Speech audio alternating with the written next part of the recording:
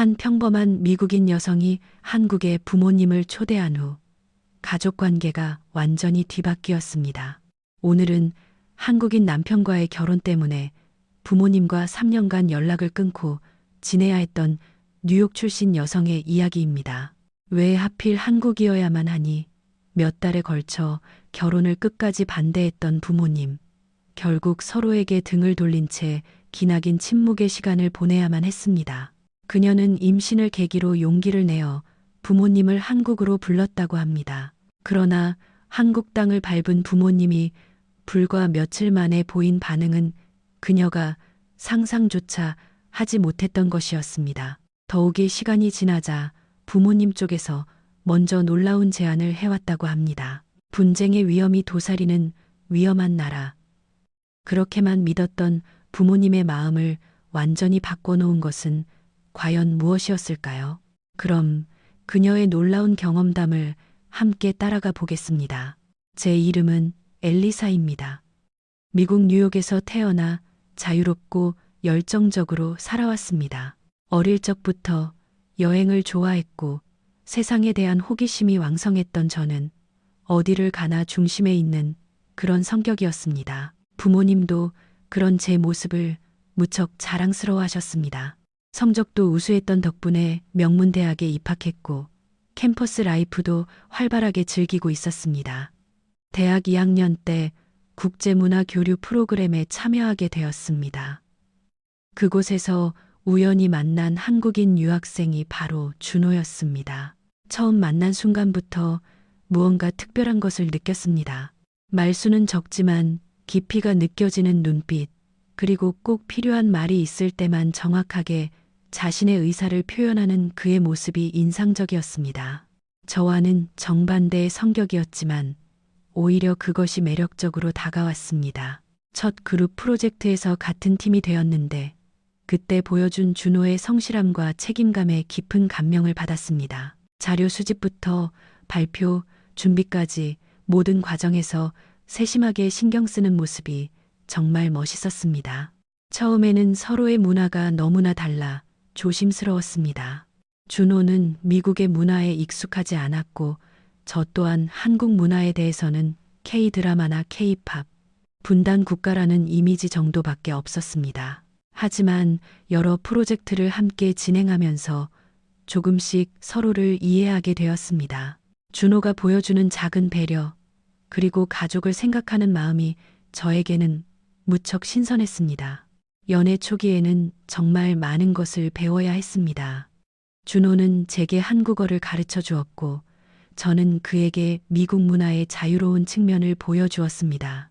데이트할 때도 서로의 방식 차이에 놀랄 때가 많았습니다. 준호는 항상 제가 먼저 식사를 시작하기를 기다렸고 문을 열어주는 것을 당연하게 생각했습니다. 처음에는 그런 그의 모습에 어색했지만 점차 그것이 그의 진심 어린 배려라는 것을 이해하게 되었습니다.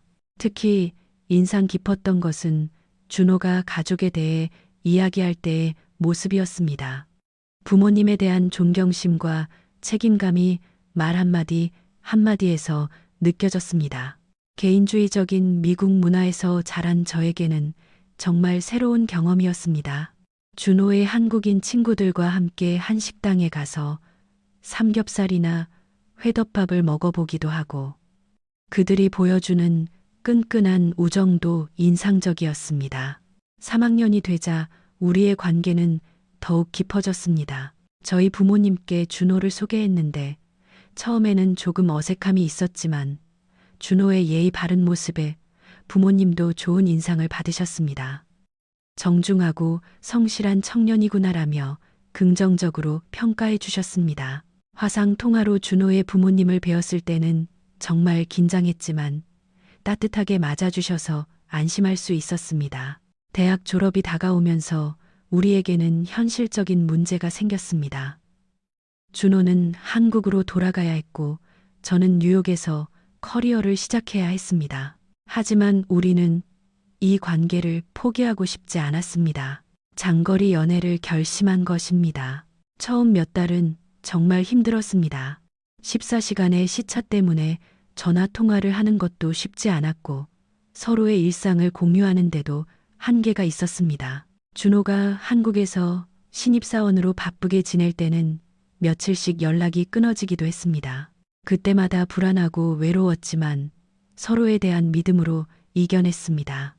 주말마다 하는 화상통화는 우리의 생명줄이었습니다.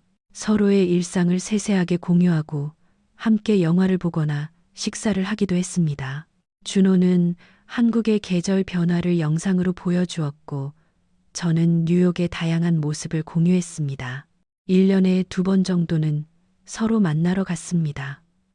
공항에서 재회하는 순간의 벅찬 기쁨과 헤어질 때의 아쉬움을 반복하면서도 우리는 이 사랑을 지켜냈습니다. 4년간의 장거리 연애는 정말 쉬운 일이 아니었습니다. 친구들이 연인과 함께 시간을 보내는 것을 보며 부러워하기도 하고 소중한 순간을 혼자 보내야 할 때는 눈물을 흘리기도 했습니다. 추수감사절이나 크리스마스 같은 명절을 혼자 보낼 때의 외로움은 말로 표현하기 힘들 정도였습니다. 하지만 준호와 함께할 미래를 그리며 견딜 수 있었습니다. 그런 과정 속에서 저는 점차 한국에서의 삶에 대한 호기심이 커져갔습니다.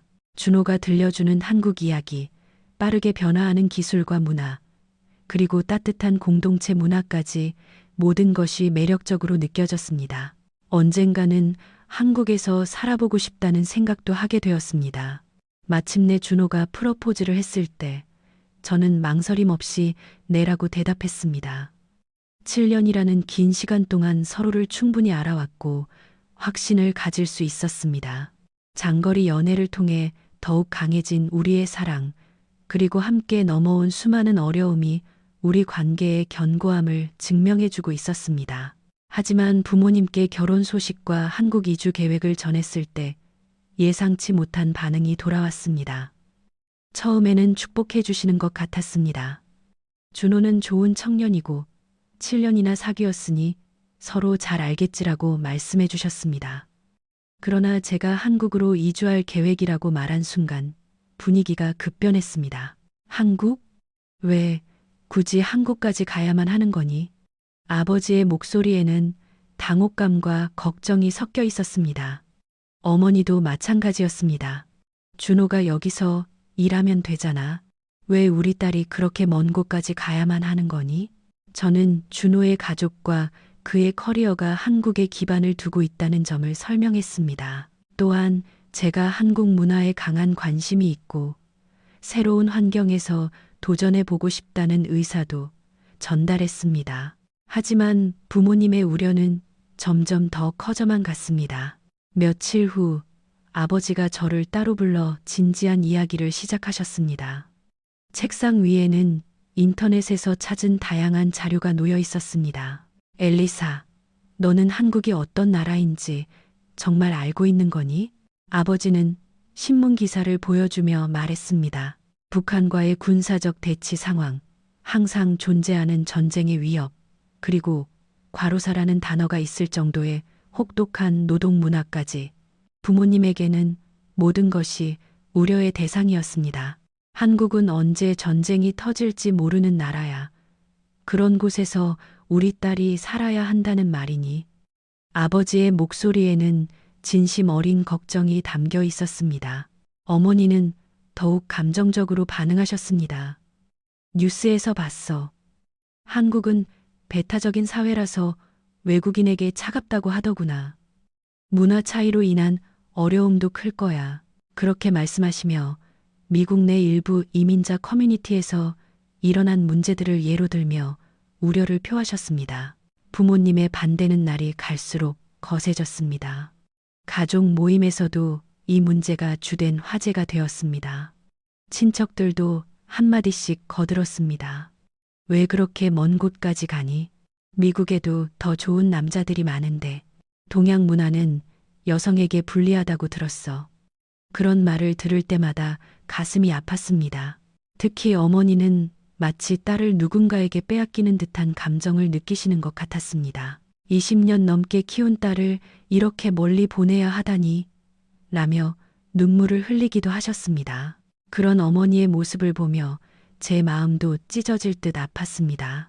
친구들마저 걱정스럽게 조언을 했습니다.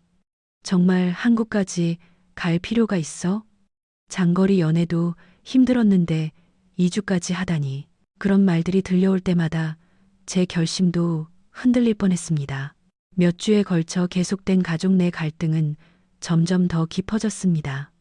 저녁 식사 때 이 문제가 화두에 오르면 대화는 항상 같은 패턴의 반복이었습니다. 부모님의 걱정과 반대, 그리고 저의 의지와 결심, 그 사이에는 결코 만나지 않는 평행선이 그어져 있는 것 같았습니다. 결정적인 순간은 추수감사절 가족 모임에서 일어났습니다. 온 가족이 모인 자리에서 아버지가 다시 한번 저를 설득하려 하셨습니다. 엘리사, 정말 마지막으로 묻는다.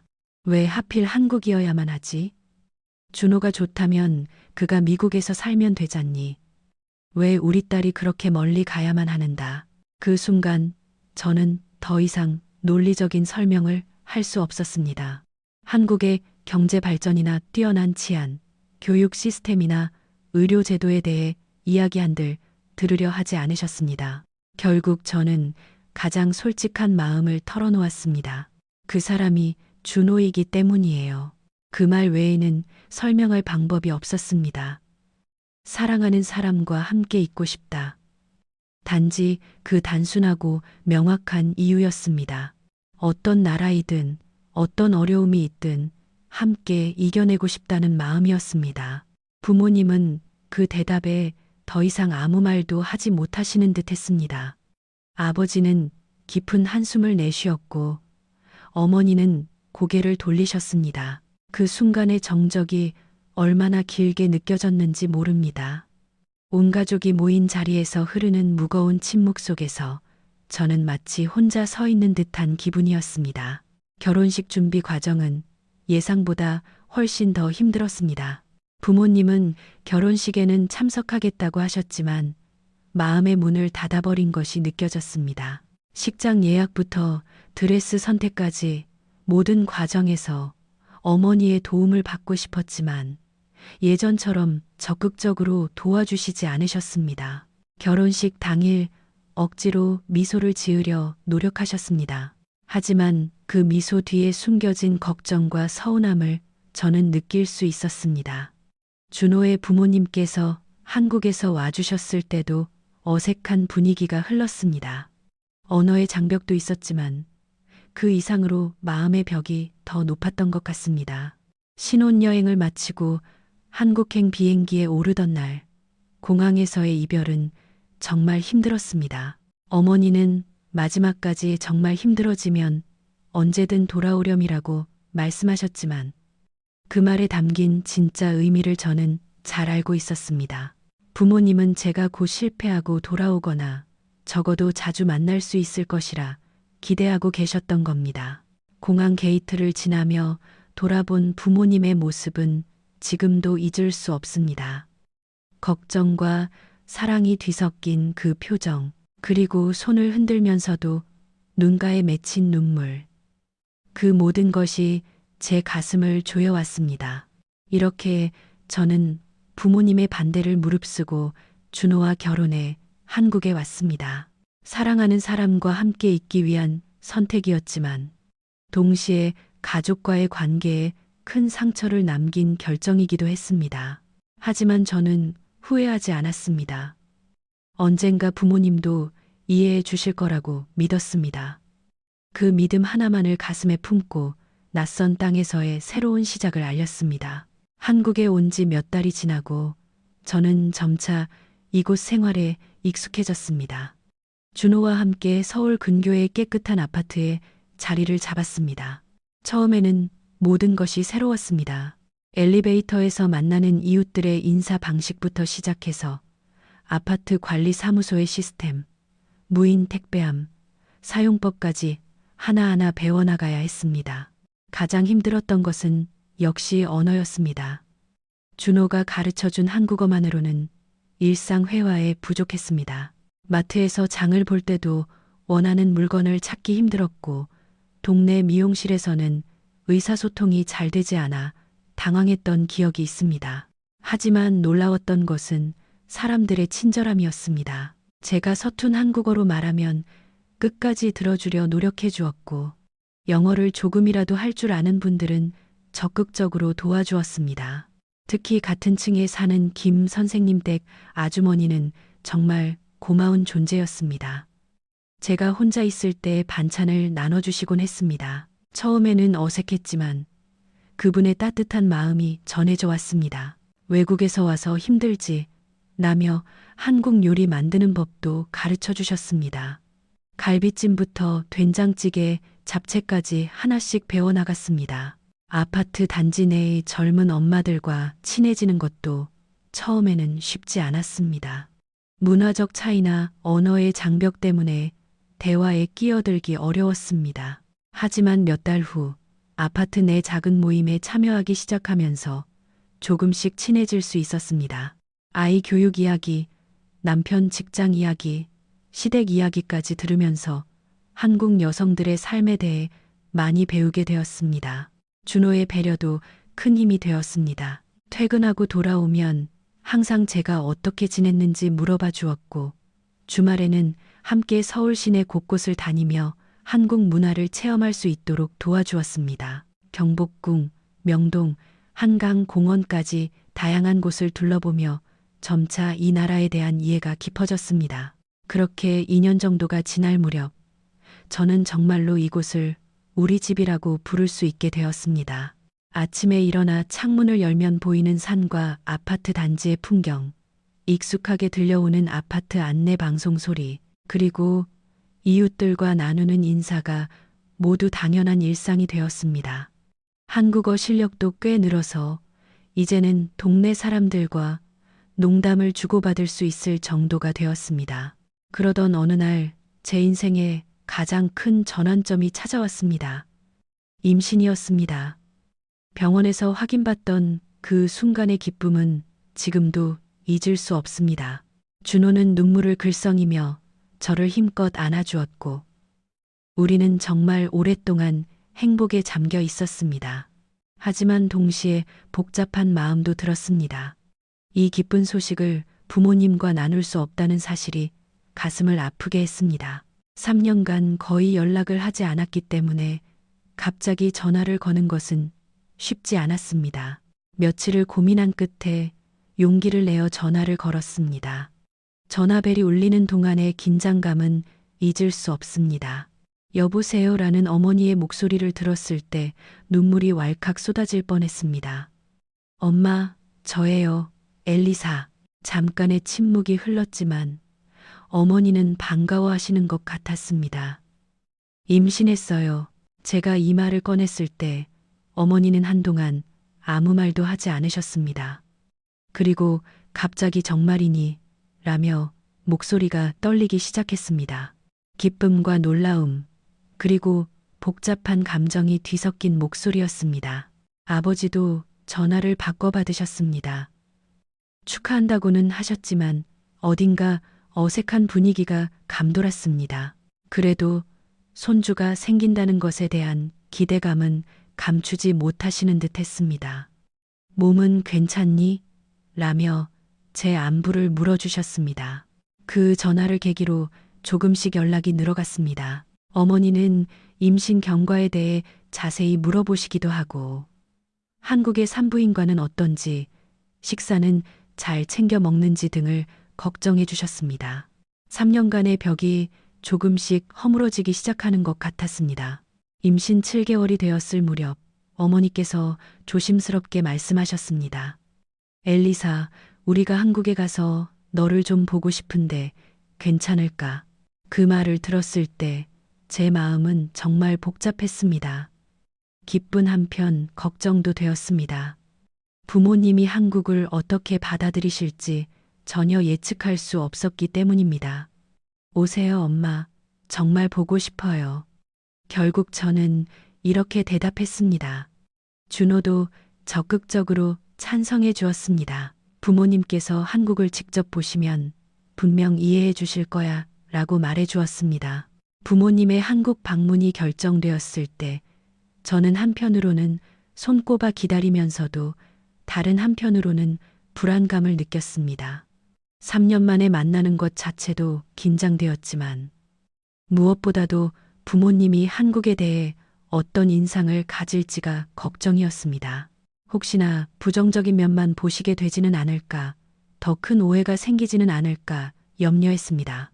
드디어 부모님이 인천국제공항에 도착하는 날이 왔습니다. 준호와 함께 공항으로 마중을 나갔습니다. 임신으로 배가 부른 제 모습을 본 부모님은 감격스러워 하셨지만 동시에 주위를 둘러보는 그 눈빛은 예사롭지 않았습니다. 공항에서 나온 순간부터 부모님의 반응이 시작되었습니다. 이게 정말 한국이란 말이니? 아버지가 중얼거리는 소리가 들렸습니다. 공항의 세련된 시설과 시스템에 놀라는 눈치였습니다. 어머니도 생각했던 것과 아주 다른 애라며 주위를 두리번거리셨습니다. 공항 철도를 타고 서울 시내로 향하는 동안 부모님은 연신 창밖을 바라보셨습니다. 깨끗하게 정비된 도시의 풍경, 질서 정연하게 운행되는 전철, 그리고 승객들의 차분한 모습에 점점 더 놀란 표정을 지으셨습니다. 전쟁 위험이 있는 나라라고 들었는데 이렇게 평화로워 보이다니. 어머니가 작은 목소리로 중얼거리셨습니다. 역에서 환승할 때는 더욱 놀라셨습니다. 복잡한 지하철 시스템이 너무나 체계적으로 운영되고 있었기 때문입니다. 안내 방송, 전자 표시판, 그리고 승객들의 질서 있는 행동까지 모든 것이 부모님에게는 신선한 충격인 듯 했습니다. 집에 도착했을 때 부모님의 표정은 정말 복잡했습니다. 깨끗한 아파트, 잘 가꿔진 조경, 그리고 현대적인 시설을 마주하고는 말을 잃은 듯 보였습니다. 정말로 여기서 살고 있는 거니? 라며 믿을 수 없다는 표정이었습니다. 우리 집에 들어와서도 놀라움은 계속되었습니다.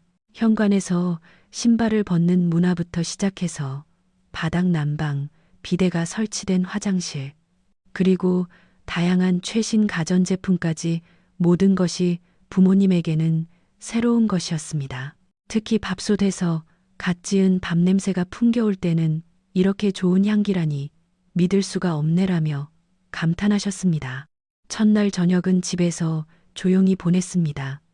준호가 정성껏 준비한 한정식으로 대접했습니다. 부모님은 처음 맛보는 음식에 어색해하면서도 하나하나 맛보려 노력하셨습니다.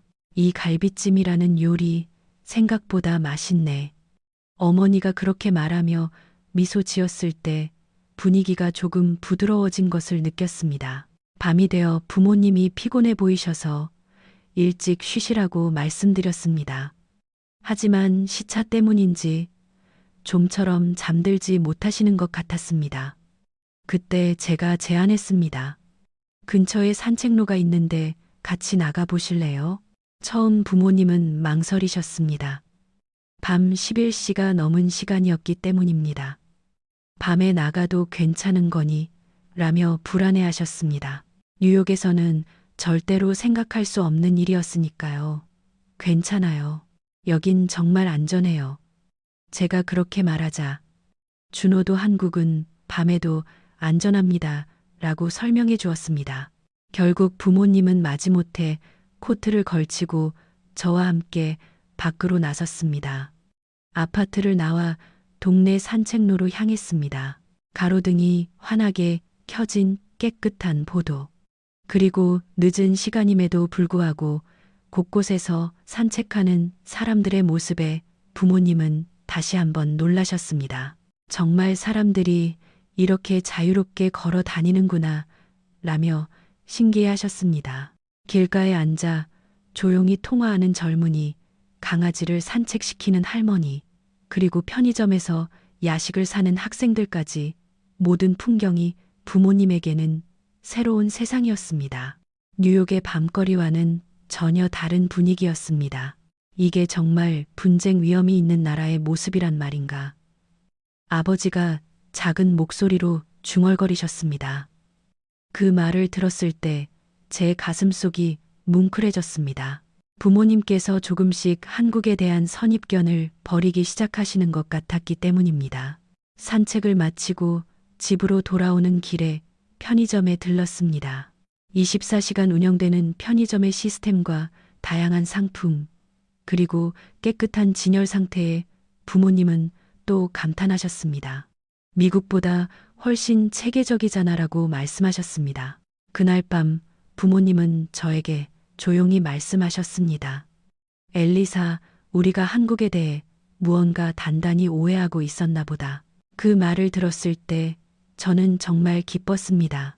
단 하루 만에 이렇게 마음을 열어주시다니 예상보다 훨씬 빨랐기 때문입니다. 하지만 이것은 아직 시작에 불과했습니다. 앞으로 며칠간 한국에서 지내면서 부모님은 더욱 큰 충격을 경험하게 될 테니까요. 그날 밤 저는 기대를 품고 잠자리에 들었습니다. 부모님께서 진짜 한국의 모습을 보게 되실 거라는 확신과 함께 다음 날 아침 부모님은 일찍 눈을 뜨셨습니다. 시차 때문이기도 했지만 그보다는 어젯밤 산책에서 본 광경이 머릿속에서 떠나지 않는 듯 했습니다. 아침 식사를 준비하고 있는데 어머니께서 창밖을 내다보며 중얼거리셨습니다. 정말 조용하고 평화롭네. 아침 일찍부터 아파트 단지 곳곳에서 들려오는 소리들은 부모님에게 신선했던 모양입니다. 쓰레기를 분리수거하는 주민들의 질서 있는 모습, 아이들을 등교시키는 엄마들의 잔잔한 대화, 그리고 조깅을 하는 사람들의 규칙적인 발소리까지 모든 것이 뉴욕과는 달랐습니다. 엘리사, 저것 좀 보렴. 아버지가 베란다에서 아래를 가리키며 말했습니다. 아파트 한쪽에 마련된 분리수거장에서 주민들이 줄을 서서 쓰레기를 버리고 있었습니다. 페트병은 라벨을 떼고 캔은 깨끗하게 헹구고 종이는 종류별로 묶어서 버리는 모습이 부모님에게는 정말 놀라웠던 모양입니다. 미국에서는 전부 한 봉지에 담아 버리는데 어머니가 감탄하며 말했습니다. 특히 할머니 한 분이 젊은 청년에게 분리수거 방법을 친절하게 알려주는 모습을 보고는 저런 게 진짜 선진 문화라는 거겠지 라고 중얼거리셨습니다. 아침 식사 후 근처 마트에 장을 보러 갔습니다. 지하철을 타고 가는 길에 부모님은 또 다른 충격을 받으셨습니다. 지하철 내부에 설치된 임산부 배려석을 본 것입니다. 제가 그 앞에 서자마자 한 대학생이 벌떡 일어나 자리를 양보해 주었습니다. 앉으세요라며 미소 짓는 그 학생의 모습에 어머니는 눈시울을 붉히셨습니다. 뉴욕 지하철에서는 임산부도 자리 양보받기 쉽지 않은데 라고 말씀하셨습니다. 그 학생이 내릴 때까지 몇 번이고 고맙다며 인사를 전하셨습니다. 마트에 도착하자 더 큰 놀라움이 기다리고 있었습니다.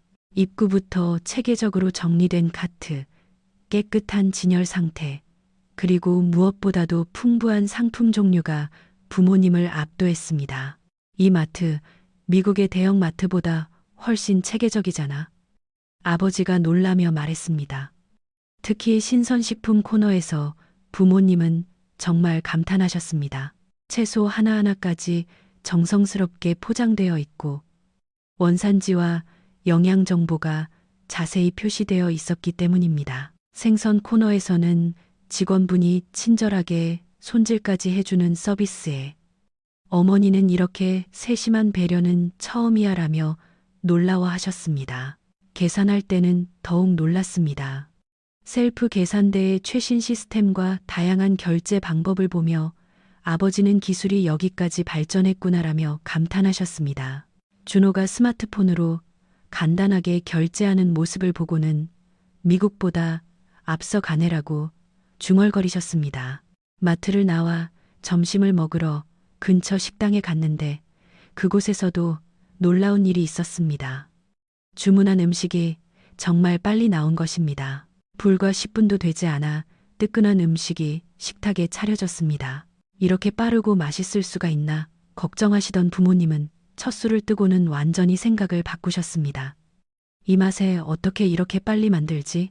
어머니는 놀라워하며 연신 음식을 입으로 가져가셨습니다. 특히 정식에 함께 나온 된장찌개의 깊은 맛에 감동하시고 여러 가지 밑반찬이 함께 나오는 시스템에도 감탄하셨습니다. 미국 식당에서는 물조차 돈을 받는 곳이 많은데 여긴 이렇게 많은 것이 함께 나오다니라며 말씀하셨습니다. 오후에는 산부인과 정기검진이 있어서 부모님과 함께 병원에 갔습니다. 병원에 도착하자마자 부모님은 시설의 청결함과 체계적인 시스템에 놀라셨습니다. 접수부터 대기, 진료까지 모든 과정이 디지털화되어 있었기 때문입니다. 대기실에서 기다리는 동안 부모님은 주위를 둘러보셨습니다. 임산부를 위한 편안한 의자, 태교 음악, 그리고 임신 관련 정보가 체계적으로 정리되어 있는 모습에 감탄하셨습니다. 미국 병원보다 훨씬 세심하게 신경 쓰는 것 같네라고 어머니가 말씀하셨습니다. 진료실에 들어가자 더욱 놀라셨습니다. 의사 선생님의 친절하고 자세한 설명, 최신 기기로 진행되는 검사, 그리고 무엇보다도 아기의 모습을 선명하게 보여주는 4D 초음파에 부모님은 감격하셨습니다. 우리 손주가 이렇게 선명하게 보이다니 라며 어머니는 눈물을 흘리셨습니다. 의사 선생님이 영어로도 설명해주는 친절함에 아버지도 깊이 감동하셨습니다. 한국 의료진은 이렇게 친절하고 실력도 확실하구나라고 말씀하셨습니다. 진료비도 예상보다 훨씬 저렴해서 부모님은 또 한 번 놀라셨습니다. 병원을 나와 근처 카페에 들렀는데 그곳에서 부모님은 한국의 카페 문화를 처음 경험하셨습니다. 무료 와이파이는 기본이고 콘센트까지 자유롭게 사용할 수 있는 환경에 놀라워하셨습니다. 미국에서는 와이파이 비밀번호를 묻는 것도 눈치 보이는데 여긴 자유롭게 쓸 수 있구나라며 아버지가 감탄하셨습니다. 카페에서 커피를 마시며 부모님은 조용히 대화를 나누셨습니다. 창밖으로 보이는 깨끗한 거리, 질서 정연하게 오가는 사람들, 그리고 평화로운 일상의 풍경을 바라보며 정말 생각했던 것과 완전히 다른 애라고 어머니가 중얼거리셨습니다. 저녁이 되어 집으로 돌아오는 길에 또 다른 경험을 했습니다. 지하철역에서 휠체어를 탄 어르신을 본 젊은이들이 아주 자연스럽게 돕고 있었습니다. 말을 나누지 않아도 서로 눈짓으로 소통하며 어깨를 부축하는 모습에 부모님은 깊은 감동을 받으셨습니다. 저런 배려가 자연스럽게 몸에 밴 사회구나라고 아버지가 말씀하셨습니다. 그리고 우리는 한국에 대해 정말 아무것도 몰랐구나라고 인정하셨습니다. 3년 전에 반대했던 것에 대한 후회감이 조금씩 드러나기 시작하는 것 같았습니다. 집에 도착해서 저녁을 준비하는 동안 준호가 온라인으로 피자를 주문했습니다. 배달 음식이 얼마나 빨리 올까 부모님이 궁금해하셨는데 정말 주문한 지 20분도 되지 않아 도착했습니다. 뜨끈한 피자가 깨끗하게 포장되어 배달된 것을 보고 부모님은 또 놀라셨습니다. 이 시스템은 정말 효율적이구나라고 아버지가 감탄하셨습니다. 피자를 맛보시고는 맛도 좋고 서비스도 빠르다며 만족해 하셨습니다. 특히 배달앱의 실시간 추적 시스템을 보고는 기술의 발전이 이렇게 생활을 편리하게 만드는구나라며 연신 감탄하셨습니다. 저녁 식사를 하며 부모님은 하루 종일 경험한 것들에 대해 이야기하셨습니다. 분리수거장의 질서, 지하철에서의 배려, 마트의 시스템, 병원의 서비스, 그리고 사회 전반의 친절함까지 모든 것이 예상과는 달랐다고. 엘리사, 우리는 정말 아무것도 몰랐구나. 어머니가 제 손을 잡으며 말씀하셨습니다. 네가 왜 여기서 살고 싶어 했는지 이제 조금은 알 것 같아. 그 말을 들었을 때 제 마음은 정말 복잡했습니다. 한편으로는 지나간 3년이라는 시간이 조금 아쉽게 느껴졌습니다. 아버지도 진지한 표정으로 말씀하셨습니다. 딸아, 아빠가 틀렸다. 한국이 이런 나라라는 걸 몰랐어. 네가 여기서 행복하게 사는 이유를 알겠다. 그 순간 저는 눈물이 왈칵 쏟아질 뻔했습니다. 밤이 되어 다시 산책을 나갔는데 어제와는 부모님의 반응이 전혀 달랐습니다. 이제는 놀라움보다는 감탄의 눈빛으로 주위를 바라보셨습니다.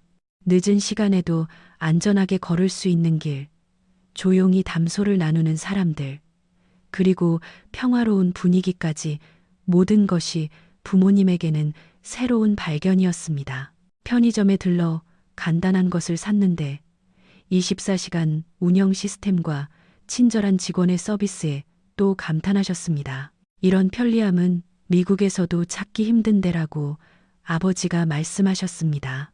집으로 돌아오는 길, 아버지가 조용히 말씀하셨습니다. 엘리사, 네가 틀리지 않았구나. 그 한마디는 저에게 정말 큰 의미가 있었습니다. 3년간의 오해와 단절, 그리고 외로움이 그 한마디에 조금씩 녹아내리는 것 같았습니다.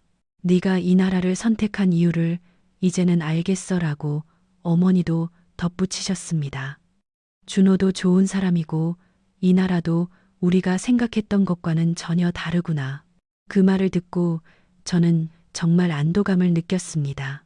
그날 밤 잠자리에 들기 전 부모님은 저에게 말씀하셨습니다. 내일은 더 여러 가지를 보고 싶다고. 첫날의 긴장과 걱정은 이제 호기심과 기대감으로 바뀌어 있었습니다. 부모님께서 진짜 한국을 이해하기 시작하신 것 같아 저는 정말 기뻤습니다. 하지만 이것은 아직 시작에 불과했습니다. 앞으로 더 많은 경험이 부모님을 기다리고 있었으니까요. 그리고 그 경험이 부모님의 마음을 완전히 바꿔놓을 것이라는 확신이 있었습니다. 부모님이 한국에서 보낸 마지막 며칠은 정말 의미 깊었습니다. 이제는 놀라움보다는 감탄하는 마음으로, 걱정보다는 안도감을 가지고 한국을 바라보셨습니다. 특히 임신한 제 모습을 지켜보시면서 이곳에서의 생활이 얼마나 안정적이고 행복한 것인지 직접 느끼신 듯 했습니다. 마지막 날, 공항으로 가기 전에 부모님은 우리 동네를 다시 한번 산책하고 싶다고 하셨습니다. 일주일 내내 다녔던 길이 이제는 전혀 다르게 보인다고 하셨습니다. 강아지를 산책시키는 주민들, 그리고 아이들이 안전하게 뛰어노는 모습까지 모든 것이 부모님에게는 평화로운 일상으로 느껴지는 듯 했습니다. 정말 좋은 곳이구나. 어머니가 제 배를 어루만지며 말씀하셨습니다. 우리 손주가 이런 환경에서 자랄 수 있다니 정말 다행이야. 그 말을 들었을 때 제 눈에 눈물이 고였습니다. 3년 전에는 그토록 한국행을 반대하셨던 분이 이제는 오히려 안심하고 계시니까요. 공항으로 가는 차 안에서 아버지가 조용히 말씀하셨습니다. 엘리사, 아빠가 정말 미안했다. 우리는 한국에 대해 너무나 몰랐어. 네가 옳은 선택을 한 거야. 준호도 옆에서 아버님, 어머님 이해해 주셔서 정말 감사합니다라며 고개를 숙였습니다. 공항에서의 이별은 3년 전과는 전혀 달랐습니다. 그때는 서운함과 걱정으로 가득했지만 이번에는 아쉬움과 기대감이 더 컸습니다. 부모님은 제 손을 꼭 잡고 말씀하셨습니다. 다음에는 출산에 맞춰서 올게. 그때까지 건강하게 잘 지내렴. 그리고 준호군, 우리 딸 잘 부탁하네. 아버지가 준호의 손을 굳게 잡으며 말씀하셨습니다. 그 모습을 보며 정말 많은 것이 변했다는 것을 실감했습니다. 3년간의 차가웠던 시간이 단 일주일 만에 이렇게 따뜻하게 변할 수 있다니 믿기 힘든 일이었습니다. 부모님이 귀국하신 후 몇 주간은 정말 자주 연락이 왔습니다. 거의 매일 안부를 묻는 전화가 왔고 한국에서의 경험을 친구들에게 자랑하고 있다는 소식도 들었습니다. 우리는 정말 편견을 가지고 있었어라고 말씀하시며 주변 사람들에게도 한국의 좋은 점을 열심히 설명하고 계신 듯 했습니다. 특히 어머니는 한식에 대한 관심이 높아지신 것 같았습니다. 뉴욕의 한인마트에서 간장과 된장을 사서 집에서 직접 요리를 시도하고 있다고 하셨습니다. 네가 알려준 갈비찜 레시피로 만들어 봤는데 맛있더라라며 사진까지 보내주셨습니다. 몇 달 후 마침내 저의 아기가 태어났습니다. 예정일보다 조금 일찍 태어나서 부모님께 급하게 연락드렸더니 일주일도 되지 않아 한국으로 와주셨습니다. 손녀를 처음 본 순간 부모님의 표정은 정말 잊을 수 없습니다. 어머니는 눈물을 흘리시며 세상에서 가장 예쁜 아기네라고 하셨고, 아버지도 평소의 과묵한 성격과는 달리 계속 미소를 지으며 아기를 바라보셨습니다. 이번 방문에서 부모님은 한국의 또 다른 측면을 발견하셨습니다. 출산 후 이용하는 산후조리원 시스템을 경험하고는 정말 놀라워하셨습니다. 미국에서는 출산하면 바로 집에 가야 하는데 여기서는 이렇게 체계적으로 관리해 주는구나라며 연신 감탄하셨습니다. 산후조리원의 전문적인 케어, 영양관리, 그리고 신생아 돌봄 서비스까지 모든 것이 부모님에게는 새로운 경험이었습니다. 아기와 함께 집으로 돌아온 후에도 부모님은 한국의 육아 시스템에 계속해서 놀라워하셨습니다. 소아과의 친절하고 전문적인 진료, 예방접종 시스템, 그리고 육아용품의 품질과 안전성까지 모든 것이 체계적으로 관리되고 있었기 때문입니다. 아이 키우기에는 한국이 미국보다 더 좋을지도 모르겠네. 어머니가 그렇게 말씀하셨을 때 저는 정말 자랑스러운 기분이 들었습니다. 이번 방문에서는 한 달 이상 머물러 주셨습니다. 손녀와 함께 시간을 보내시면서 한국에서의 생활을 더욱 깊이 체험하셨습니다. 동네 카페에서 다른 할머니들과 자연스럽게 교류하는 모습도 보였고, 마트에서 장을 보실 때도 이제는 능숙하셨습니다. 특히 인상적이었던 것은 부모님이 한국의 안전함에 대해 이야기하신 것이었습니다.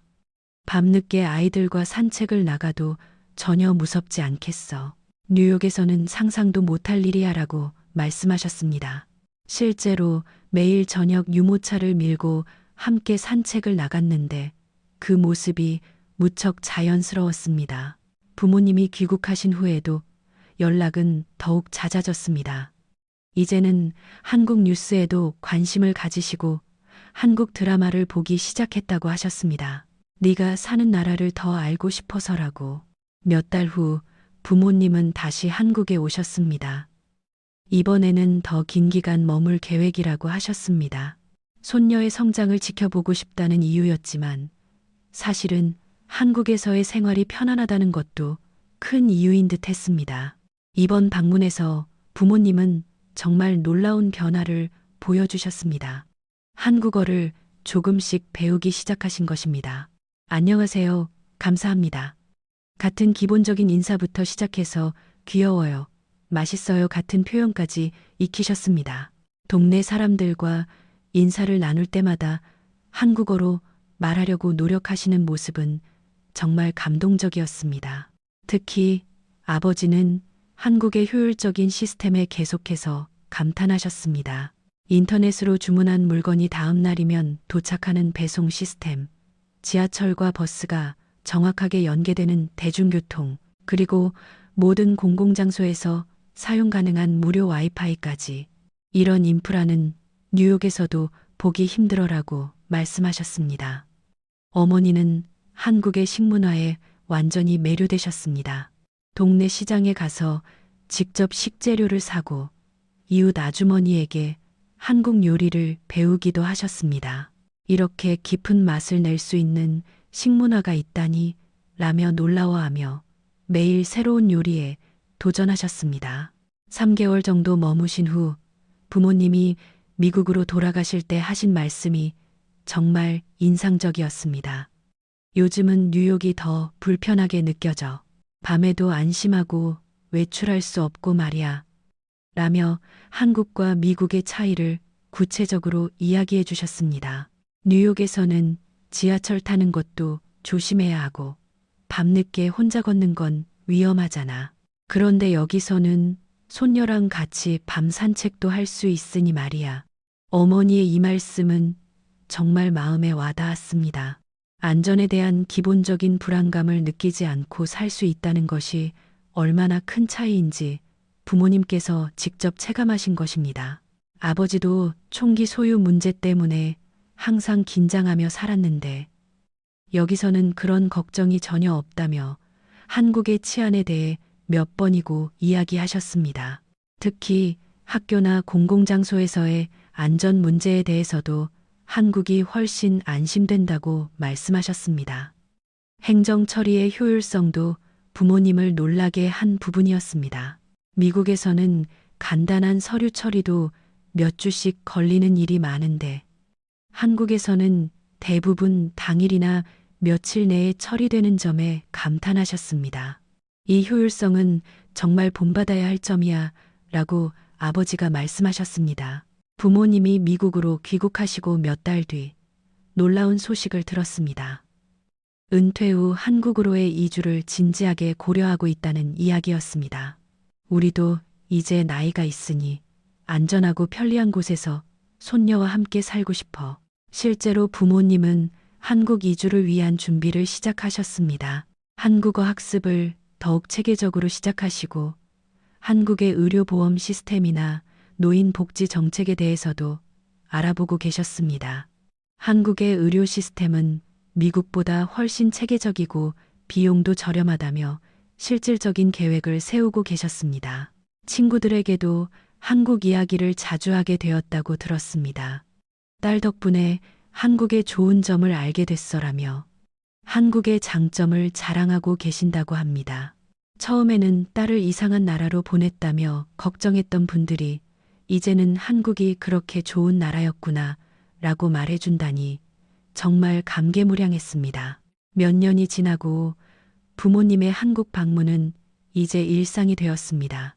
1년에 3번 정도는 꼭 오시고 한 번 오시면 몇 달씩 머물다 가십니다. 손녀와 함께 보내는 시간이 가장 큰 즐거움이라고 하십니다.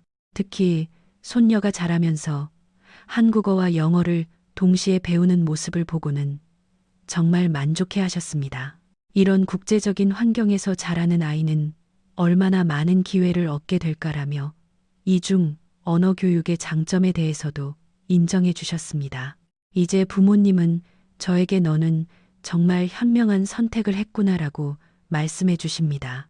3년 전에 왜 하필 한국이냐며 반대하셨던 그분들이 이제는 오히려 한국에서 사는 게 더 좋을지도 모르겠다고 말씀해 주시니 정말 많은 것이 변했다는 것을 느낍니다. 저 자신도 더 이상 가족과 떨어져 있다는 외로움을 느끼지 않습니다. 이제는 부모님께서 한국을 제2의 고향처럼 여기시고 우리 가족과 보내는 시간을 정말 소중하게 생각해 주십니다. 문화와 국경을 넘어선 진정한 가족의 의미를 찾은 것 같습니다. 지금 우리 가족은 단순히 화해를 넘어 새로운 형태의 가족이 되어가고 있습니다. 한국과 미국, 두 문화를 모두 소중히 여기는 가족, 그리고 무엇보다도 서로를 이해하고 존중하는 가족입니다.